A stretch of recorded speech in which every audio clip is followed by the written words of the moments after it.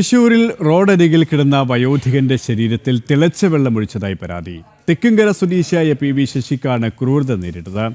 അരക്ക് താഴേക്ക് പൊള്ളലേറ്റ ശശി മെഡിക്കൽ കോളേജിൽ ഗുരുതരാവസ്ഥയിൽ തുടരുകയാണ്. വടക്കഞ്ചേരി പോലീസിൽ പരാതി നൽകിയെങ്കിലും തുടർ നടപടികൾ ഉണ്ടായിട്ടില്ലെന്ന് കുടുംബം ആരോപിച്ചു. വിശദാംശങ്ങളുമായി സാനു കെ സജീവ് ചേരുകയാണ്. സാനു, ഒരു വയോധികനോടാണ് ഇത്തരത്തിലുള്ള കൊടും ക്രൂരത ഉണ്ടായിരുന്നാൽ ഇതിൽ ഒരു ഇടപെടലും ഒരു അന്വേഷണവും പോലീസിന്റെ ഭാഗത്തിനും ഉണ്ടാകുന്നില്ല എന്നാണോ കുടുംബം ആരോപിക്കുന്നത്? ഒപ്പം ആ വയോധികന്റെ ശശിയുടെ ആരോഗ്യനിലയും ഇപ്പോഴെങ്ങനെയാണ്? തെക്കുംകര ഏങ്കക്കാട് സ്വദേശിയായ 62 വയസ്സുള്ള പി വി ശശിക്കെതിരെയാണ് ഈ ഒരു ക്രൂരത ഉണ്ടായിരിക്കുന്നത്. കഴിഞ്ഞ തിരുവോണ ദിവസം മദ്യപിച്ച് റോഡ് സൈഡിൽ, അതായത് നടവഴിക്ക് സമീപം കിടന്നുറങ്ങുകയായിരുന്നു.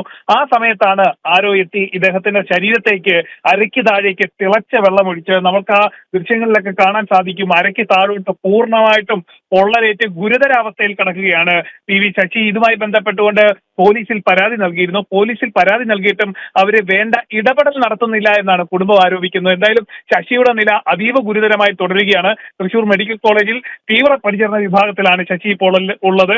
ഈ ഇരുകാലുകളും പൂർണ്ണമായിട്ടും പൊള്ളിയ നിലയിലാണ്. മാംസം പൂർണ്ണമായിട്ടും വെന്തുപോയി എന്നാണ് നമുക്ക് ആശുപത്രിയിൽ നിന്ന് അറിയാൻ സാധിച്ചിട്ടുള്ളത്.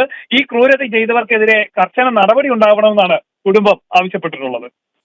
സാനു കെ സജീവാണ് വിവരങ്ങൾ നൽകിയത്.